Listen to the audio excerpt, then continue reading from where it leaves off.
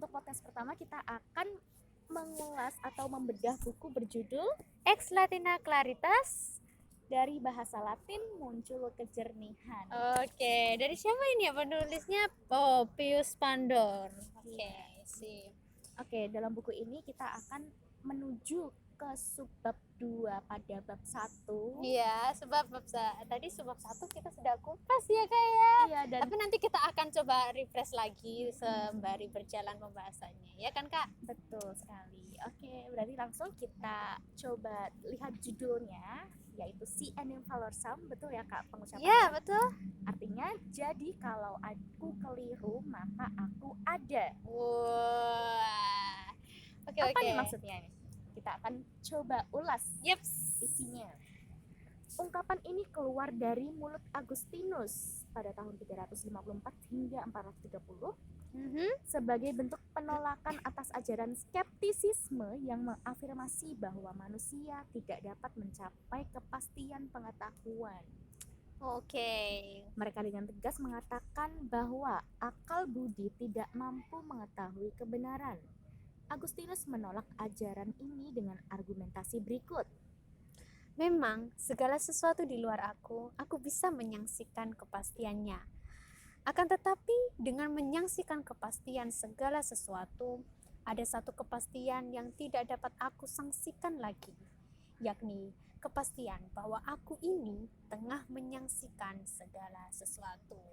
Kalimatnya sepertinya rumit banget Kak, tapi tadi kita sempat cari tahu Nah, di KBBI ini ya, Kak, ya. mungkin kunci dari rumitnya adalah kita tidak memahami kata itu. Padahal dalam filsafat sangat penting ya kan Untuk memaknai mengetahui dasar dari masing-masing kata makna per dari kata ya kata kan. per kata, Iya. betul. Jadi pemaknaan itu dipandang terdiri dari pemaknaan satu kata, satu demi satu kata ya kan. Sehingga kalau satu kata hilang, itu bisa jadi gimana Kak?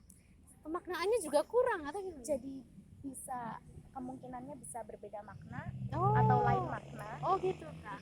Belum lagi ini Kak, ada yang namanya satu kata itu konteksnya memang diperuntukkan untuk konteks itu saja, sehingga Iya. ketika dibawa ke konteks lain malah mengubah makna juga ya Kak. Betul. Jadi ya untuk perlu dicatat saja bahwa kita melihat kata itu harus luas ya, perspektifnya harus luas nih ya Kak ya.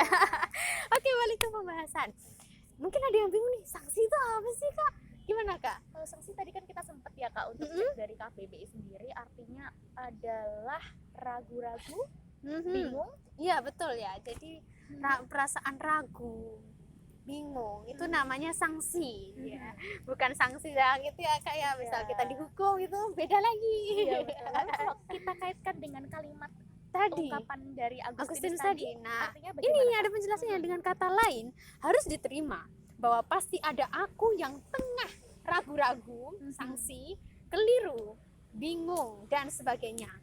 Lantas dapat ditarik sebuah kesimpulan, yaitu tadi si Enim Valorsam. Jadi kalau aku keliru, maka aku ada ya namanya orang ragu. Terus bingung, itu tidak lepas dari keliru. Iya. Tapi yang membuat kamu ada itu ya karena kekeliruanmu itu. Iya ya Kak? Iya betul. Ini sebenarnya ada kaitannya kan Kak sama bab 1 tadi yang kita sempat bahas tapi kita nggak sempat ngerekam. Oh iya betul. Iya. Nasihat ipsum dari Socrates. Ya, Iya. apa tadi? Kenalilah dirimu Kenalilah sendiri dirimu sendiri. dengan seni kebidanan atau istilahnya maiotika. Kebidanan itu gimana sih Kak? Kalau seni kebidanan itu artinya sebagai seorang bidan itu kan kita akan membantu seorang ibu dalam Yang proses melakukan persalinan. Oh iya. Jadi sebagaimana yang difilosofikan sama Iya, jadi Socrates tadi, menggunakan pendekatan seorang ibu ya Kak ya. untuk mencari atau memperoleh pengetahuan yang benar dengan cara menemukan siapa dirinya sendiri, kebenaran dari diri Iya. sendiri. Dia harus tahu gitu. Jadi Socrates ini hanya membantu ya Kak, bukan hanya membantu prosesnya, tapi apa yang kamu temukan itu harus dirimu sendiri yang temukan gitu. Betul. Ya Kak ya. Membantu bagaimana seseorang itu menemukan hasil perenungan dari Aktualisasi dirinya itu ya, sehingga kita sampai ke titik di mana orang lain adalah dirinya Anda sendiri, ya, diri yang kita berada di luar. diri. Wah, ya. Sehingga ada kata penutupnya yaitu hidup yang tidak direnungi atau diperiksa tidak layak dihidupi. Oke, lanjut Kak. Jadi lewat pernyataan di atas, Agustinus ingin menunjukkan bahwa satu hal pokok yang tidak bisa dipungkiri adalah bahwa manusia ada. Seandainya tidak ada, maka ia tidak ragu-ragu mengenai kebenaran. Pada titik ini, kepastian mengenai keberadaan sekaligus memuat kepastian bahwa ia ada. Kepastian ini dicapai bukan melalui indera, tetapi melalui Kesadaran diri. Berarti di sini kata kuncinya adalah perenungan ya Kak, merenung. Iya betul sekali itu. Jadi aku juga narik kesimpulan menarik nih Kak. Ketika aku baca seandainya tidak ada, maka ia tidak ragu-ragu mengenai kebenaran. Kalau misalkan hanya eksistensiku yang ada, mungkin aku tidak tahu apa itu kebenaran nggak? Iya nggak sih Kak? Karena nggak ada yang ragu-ragu. Iya, kita nggak ada sebuah pertanyaan yang muncul untuk mengetahui di mana itu kebenaran. Apa itu kebenaran? Ya tadi dikatakan juga apa itu keadilan, apa itu kejahatannya kan Kak? Karena di dalam dirinya bahkan dia tidak membingungkan sesuatu. Nah, nggak ada pokoknya rasa kunci keraguan eksistensi akan orang itu justru ketika dia berbuat keliru, ketika dia merasa ragu, ya kan? Itu adalah eksistensi. karena ya. Oke, lanjut nih. Atas dasar itu, Agustinus lantas hendak menemukan jalan menuju kepastian pengetahuan. Menurutnya, kepastian pengetahuan tidak dapat ditemukan dalam batin manusia. Oh ini maaf Kak, kurang nih. Dapat ya. Tadi iya. keceplosan ya. Kepastian pengetahuan dapat ditemukan dalam batin manusia. Nah, ini seiras tadi kita bahas loh Kak. Kebenaran itu bermuara di dalam diri manusia ya kan, di dalam batinnya. Iya, Nah, jadi konteks kebenaran di sini tuh sebenarnya subjektif ya Kak. Antar diri manusia tuh bisa berbeda-beda. Iya, ya nggak sih, Kak? karena ya itu ada di dalam diri orang Iya. gitu Kak. Iya betul. Nah, hal ini terungkap dalam diktum termasyhur. Nole veras ire intepsum redi in interiore homine habitat veritas. Mantap. Artinya, Janganlah pergi keluar, kembalilah ke dalam dirimu sendiri, karena di dalam batin manusia tinggal kebenaran. Wah keren. Nah ini manusia yang mencari kebenaran berada dalam suatu gerakan yang membawanya masuk ke dalam batinnya sendiri. Jadi ada gerakan dari dunia indrawi atau dalam bahasa Latin disebut foris Menuju jiwa manusia atau dalam bahasa Latin disebut intus. Nah, dan dari situ bergerak lebih lanjut menuju batin atau hati manusia yang paling dalam atau intimum cordis, menuju Tuhan sebagai dasar dari segala kebenaran itu sendiri. Iya. Dan ini memang sih Kak, kalau direnungkan bagus banget. Mungkin orang di luar sana, bahkan aku sendiri, mungkin juga Kakmu ya, kita selama hidup pasti mempertanyakan apa itu kebenaran. Kita berusaha mencarinya di berbagai tempat, ya, berbagai situasi, berbagai referensi kita pun tempuh, kita jalani. Tapi pada akhirnya itu membawa kita pulang ke dalam diri kita sendiri. Karena kebenaran itu ada di dalam kamu. Iya. Kamu mau mencari di mana saja, nanti kamu akan kembali lagi ke sini. Iya, menuju Tuhan sebagai dasar dari segala kebenaran itu sendiri. Nah, ini aku jadi keinget ini loh Kak, ada loh Kak istilahnya. Jadi manusia adalah Allah bagi sesamanya, Tuhan bagi sesamanya. Itu filsufnya Taoisme ya? Mungkin ya Kak. Nah, itu ada pernah dengar itu? Ada, pernah dengar aku. Mungkin karena ini tuh ternyata Tuhan yang ada di dalam diri kamu. Iya. Ya. Tuhan ada pada setiap jiwa manusia. Iya. Oke. Nah, dalam mengambil kebijakan publik Anda tentu tidak terlepas dari kekeliruan. Iya.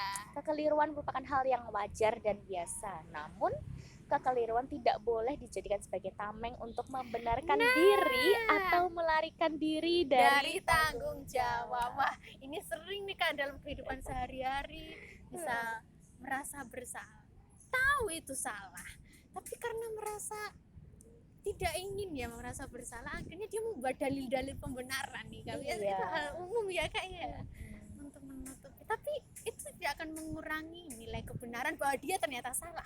Iya kan Kak, betul ya. Jadi untuk mencari kebenaran sebenarnya orang itu tahu dalam hati nuraninya bahwa sesuatu itu benar.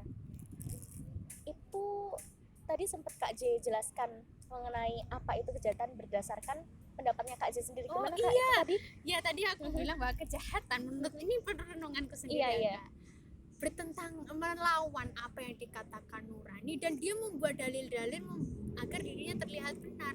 Tapi sepanjang dia sudah keluar dari nurani, itu sudah otomatis salah. Itu sudah salah.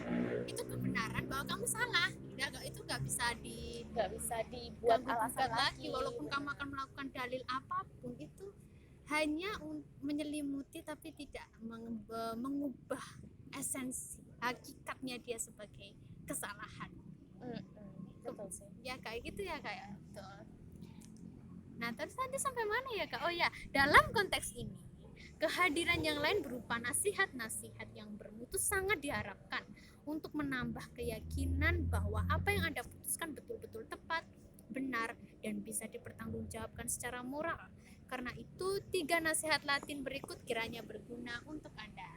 Oke, nasihat yang pertama, Invitium ducit culpae fuga. Artinya, melarikan diri dari sebuah kesalahan akan membawa orang kepada kejahatan. Betul sekali ini Kak. Nah, jadi orang kalau justru semakin menghindar dari kesalahan, dia nanti akan melakukan kejahatan malah lebih buruk dari kesalahan. Iya, karena tadi melarikan dirinya tadi dibuat sebagai alasan ya Kak. Iya, Kak, betul. Dia masih memaknai kekeliruan sebagai sesuatu yang mutlak jangan dilakukan. Memang benar, tapi eksistensi kita tidak lepas dari kekeliruan. Iya, sebetulnya seperti itu pada dasarnya. Kalau dalam konteks ini ya, dia menganggap kalau orang ada itu dinilai dari dia keliru. Kalau dia menghindar dari kekeliruan, dia akan hilang arah, akhirnya malah melakukan hal yang lebih buruk. Karena dia nggak tahu, misalnya kamu untuk tahu kebenaran harus tahu kesalahan, ya kan pasti. Iya, pasti. Kayak gitu kan. Ya, sepertinya kalau menurut aku itu seiras dengan ungkapan seperti itu. Oke, yang kedua, errare humanum est perseverare autem diabolicum. Berbuat salah itu manusiawi, namun terus melakukan kesalahan itu iblis. Sudah jelas sekali ya ini. Sudah jelas ya. Udah sangat. Itu kan ada ya ke orang yang menamai, iya kan aku kan manusia biasa, aku wajar dong Pantas saya melakukan kesalahan. Iya, udah wajar. Jadi kesalahan itu diwajarkan ya Kak. Waduh, itu bahaya banget ya Kak kalau terus menerus dijadikan suatu hal yang biasa. Oh tadi nih Kak, kamu sempat singgung ada istilah dari kebiasaan yang diberi apa tadi ya? Kebiasaan. Jadi ada ungkapan bahwa orang cenderung saat ini lebih membenarkan kebiasaan. Itu gimana Kak penjelasannya? Tadi saya sempat singgung teringat ya tadi. sama satu ungkapan gini, bahwa orang zaman sekarang itu terbiasa untuk membenarkan kebiasaan dan bukan membiasakan kebenaran. Oh iya betul. Nah itu bahaya tuh Kak, kalau bahaya sekali, dibiarkan aja ya kan Kak. Jadi hanya karena dia kebiasaan, hanya karena dia sebuah tradisi, apalagi dalil ya aku manusia tuh hakikatnya salah. Enggak gitu, enggak seperti itu. Nggak boleh kayak gitu ya Kak ya. Malah untuk membuat sebuah kebenaran itu menjadi kebiasaan itu malah gebrakan yang sulit sih Kak ya sebenarnya kan. Sulit iya memang, tapi itulah kebenaran ya kan. Betul. Kak? Itulah yang pasti nuranimu inginkan untuk kamu berbuat. Oke, kita lanjut untuk ke nasihat yang ketiga. Nah ini apa nih, cuius vis hominis est errare nullius nisi incipientis in errore perseverare. Siapapun orangnya bisa bersalah. Nah ya, betul. Tetapi hanya orang yang kurang waras sajalah yang masih terus berbuat salah. Ya, betul. Ini sih Kak, kurang warasnya ini dibaca kurang gini ya. Artinya kalau aku berpikir itu kayak orang yang nggak rasional nggak sih Kak? Nah iya, bukan gila atau apa, bukan ya, tapi dia tahu itu suatu kesalahan, tapi dia terus memberontak ya, kayak istilahnya membenarkan bahwa dirinya itu nggak salah dengan membuat dalil ya seperti tadi disebutkan. Dia masih suka menyalahkan sesuatu atas kesalahan dirinya. Itu Kak sering itu melempar kesalahan ke orang lain. Wah itu namanya zaman sekarang toksik ya kayaknya. Iya toksik banget. Oke, saya yakin di sini ada sependapat bahwa apa yang terungkap dalam bahasa Latin tersebut itu memang benar ya Kak ya. Kesalahan tersebut memang biasa dan manusiawi. Tapi Anda diajak untuk tidak terus melakukannya, sehingga ambillah itu sebagai sarana introspeksi diri dan pembelajaran, atau kata lain tadi apa, dialektika Nggak ya melakukan Kak, dialektika lebih terhadap tepatnya diri Kak. sendiri. Iya. Dengan demikian nanti kebijakan-kebijakan Anda selanjutnya akan semakin bermutu, semakin rasional, Nah, semakin efektif. efektif dan bermanfaat bagi kesejahteraan. Nah, ini bermanfaat bagi kesejahteraan rakyat. Aku menarik kesimpulan gini dari pembahasan tadi. Kebenaran itu kan ada di dalam kamu, karena Iya. Tuhanlah sumber kebenaran. Oleh sebab itu, untuk kekeliruan kamu itu tidak akan jauh untuk mencapai suatu tujuan yang mulia, yaitu apa? Kesejahteraan, aktualisasi diri. Nah, ya, Kak, ya. melalui aktualisasi diri, ya betul. Itu tadi apakah orang lain adalah diri Anda yang berada di luar. Itu adalah tingkatan tertinggi. Oh iya Kak, bicara tentang aktualisasi diri tadi juga ada hierarki ya Kak. Hierarki itu betul. Kalau disangkut pautkan dengan teori psikologi yang pernah saya teori kepribadian yang pernah saya pelajari di kampus, itu ada satu hierarki kebutuhan manusia yang diungkapkan sama Maslow tuh. Digambarkan seperti bentuk piramida itu. Iya. Yang paling bawah itu ditempati oleh kebutuhan fisiologis atau kebutuhan dasar manusia seperti makan, Iya Kak, tidur, iya. dan lain sebagainya. Terus di atasnya lagi ada rasa cinta dan Afeksi kasih ya, sayang. Kak, ya. Betul, ada afeksi. Dan seterusnya hingga mencapai aktualisasi diri yang ada di paling puncak, itu digambarkan bahwa manusia itu telah menemukan dirinya sendiri. Iya betul. Sudah membentuk citra yang utuh, yang autentik ya Kak. pada dirinya sendiri. Wah, keren. Sehingga ini akan membawa orang itu memiliki rasa empati ya Kak ya. Jadi dia memahami orang, punya kecenderungan memahami orang, gak cepat menilai. Betul. Jadi dia bisa berpikir bagaimana dia memposisikan dirinya sendiri pada orang lain. Iya. Wah. Itu adalah aktualisasi diri yang sebenarnya. Wah, keren ya Kak. Ternyata kalau belajar untuk merenungkan diri sendiri itu hal yang keren. Makanya akan dikatakan hidup yang direnungi itu yang paling top ya Kak ya. Justru sebaliknya, ketika hidup itu tidak direnungi ya tidak layak untuk dihidupi. Iya. Ya, karena manusia tadi kita sempat menemukan satu case ya Kak ya. Kalimat itu? Ini bahwa manusia sekarang itu kebanyakan berlari ya Kak ya. Iya, untuk mencapai tujuannya. Berlari. Dia tidak lupa untuk menepi, sekedar mengistirahatkan diri. Betul. Sibuk berlari sampai akhirnya dia berhenti, bukan karena dia sadar diri untuk berhenti, tapi karena apa? Terjatuh, cedera, karena tersandung oleh batu yang ada di depannya. Iya, jadi dia itu ya kurang, karena terlalu sibuk menyibukkan diri. Ya itu sebenarnya semacam kalimat lain yang kita gunakan untuk menjelaskan dari betul, perumpamaan ya Kak. Betul. Karena memang menyibukkan diri terlalu berlebihan sampai tidak punya ruang untuk merenungi diri, menyelami diri, itu akan membuat kamu tersesat ya kan ya Kak. Sampai akhirnya pada tingkatan tertentu bisa yang parah itu kehidupan bukan lagi sebagai kawan, bahkan kematian adalah kawan yang paling baik yang memahami diri. Seperti satu kasus yang tadi sempat bahas. Aku singgung ya untuk pengalaman pribadi ketika di dunia hiburan itu kan banyak tuntutannya, sehingga tak jarang itu memang sudah kehilangan diri sendiri. Kamu nggak punya waktu untuk menemukan diri kamu, karena diri kamu udah didefinisikan oleh orang lain sebagai ini. Luar ya. Sehingga ya kamu udah kehilangan, aku nggak tahu siapa diri aku selain apa yang orang lain definisikan terhadap aku. Dan ketika definisi itu karena bukan aku, definisi itu pergi ya istilahnya, akhirnya aku kehilangan diriku kosong. Siapa yang mau menerima aku selain kematian? Maka tak jarang bunuh diri adalah hal yang terbaik yang bisa menjawab. Karena ketika dia sudah mencoba kematian, dia mungkin akan menemukan kebebasan yang dia inginkan selama ini ya Kak ya. Iya, dia serasa bebas dari ruang kosong yang sebenarnya kosong, tapi sebenarnya dia mendesak diri kamu. Iya, karena terlalu banyak pressure ya Kak. Iya. Kosongnya adalah apa? Karena kamu nggak kehilangan diri kamu. Ya, seperti itu. Jadi penting banget ya teman-teman untuk merenungkan diri mulai sekarang. Ayolah kita pelan-pelan mengenali diri kita. Jangan terlalu sibuk melihat orang lain. Gak apa-apa melihat orang lain, tapi jangan lupa lihat dirimu sendiri. Betul. Kembalilah ya pada dirimu sendiri. Iya betul, karena disitulah kebenaran itu tinggal. Oke, sekian ya kan, besok lagi kita bakal lanjut. Di bab berikutnya. Bab berikutnya apa nih Kak? Kita spoiler dulu nih, nggak Oke, apa-apa. bab berikutnya ada satu ungkapan dari bahasa Latin yaitu cogito ergo sum. Aku berpikir maka aku ada, dari Descartes ya. Pada penasaran kan? Ikuti di episode berikutnya. Dadah. Dadah.